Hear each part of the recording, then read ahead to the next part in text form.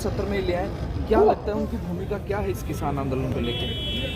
देखिए, ये भूषण चौटाला बयान दे रहे थे। मैं तो उनके बयान पे नहीं कहना आया था। ये आज कोई राजनीतिक विषय नहीं, आज किसान का विषय है।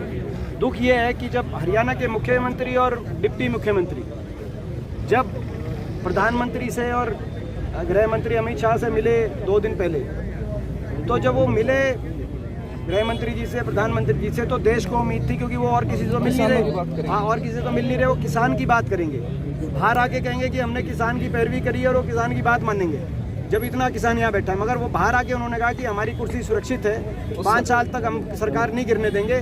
तो उनको किसान की नहीं, अपनी कुर्सी की चिंता थी, और वो कुर्सी के लिए जाके मिले।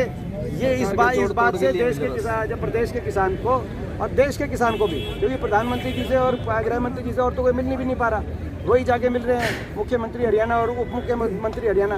उन्होंने बाहर आकर हमारी सरकार सेफ है, तो कहीं ना कहीं कुर्सी की ना, किसान की चिंता वो करें, अपनी कुर्सी को सुरक्षित रखने के बजाय किसान को सुरक्षित रखने की और किसान के भविष्य को सुरक्षित रखने के लिए वो अपना स्टैंड लें तो ज़्यादा अच्छा हो। ये एक दसवें दौर के लिए फिर बुलाया गया, क्या आप मानते हैं? सरकार से आग्रह करता हूं, 10 राउंड की बातचीत हो गई, 20-30 किलोमीटर लंबे धरने चल रहे हैं दिल्ली बॉर्डर पे, सिंधु बॉर्डर पे। लाखों किसान यहाँ पे 126 किसानों ने अपनी जान कुर्बान कर दी अभी तक किसान आंदोलन के अंदर। इन सब की परिस्थितियों के बाद भी 60 दिन के लगभग ये आंदोलन चल चुका है, मगर अभी तक सरकार टस से मस नहीं हो रही। उसको लेके भारी निराशा है लोगों में। मैं हाथ जोड़ के सरकार से प्रार्थना करता हूँ कि किसान के नाते नहीं तो इंसान के नाते, इतने लोग मर रहे हों, इतने लोग कष्ट सह रहे हों, तो सरकार को समझना चाहिए अपनी प्रजा ही तो है, अपनी प्रजा की बात माने सरकार।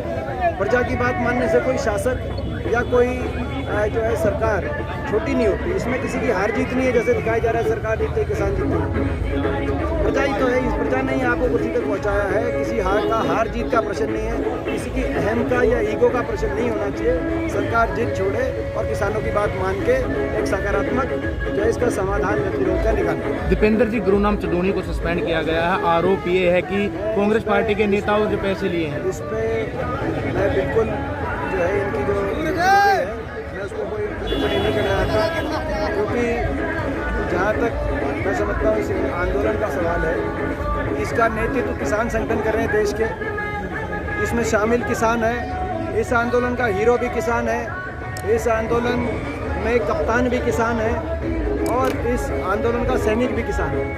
तो इस आंदोलन में जो है इसका आज देश के किसान हर भावना से जो है धर्म, जाति, प्रदेश, भाषा, सारी बंधनों को तोड़ता हुआ देश का किसान एकजुटता से, एक भावना से इस आंदोलन में बंधा हुआ है।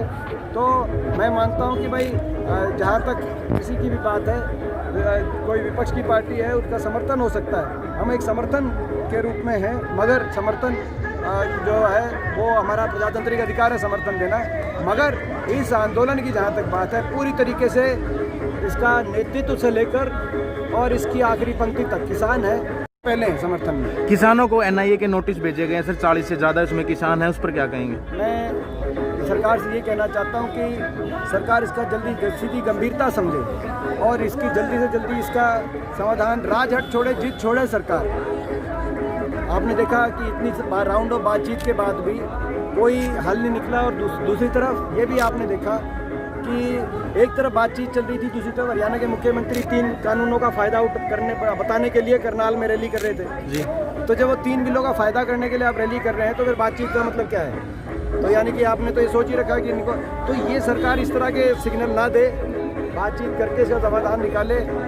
और उच्चतम न्यायालय ने भी जो कमेटी गठित करी है, उसमें आपने देखा होगा कि जो एक अपना उसमें जो इस्तीफा दिया भूपेंद्र मान जी ने, उन्होंने इस्तीफा देते हुए लिखा कि मैं मेरी जो है ना आत्मा इस चीज़ को नहीं मानती और मैं किसान के प्रति वफादार हूँ। अगर वो किसान के प्रति वफादार है, उन्होंने इस्तीफा दे दिया, तो जो बाकी 3 मेंबर हैं वो फिर किसान के प्रति क्या है? क्या दीपेंद्र जी, कांग्रेस पार्टी 26 तारीख को अगर किसान जाते हैं दिल्ली ट्रेड में, शामिल होंगे? मैंने जो आज यहाँ बात करी, आपने देखा, आज आपने देखा कि यहाँ पे जो है मैंने 3 बातें कही कि इस आंदोलन की जो सफल आंदोलन हुआ है इसके पीछे जो 3 कारण हैं वो 3 कारण ये हैं इसकी सफलता के पीछे, इस सफलता के संघर्ष के पीछे। पहला तो ये गैर राजनीतिक है, दूसरा शांति और अनुशासन से चलता है। 3 इस आंदोलन के 2 सबसे बड़े हथियार हैं, अनुशासन और शांति।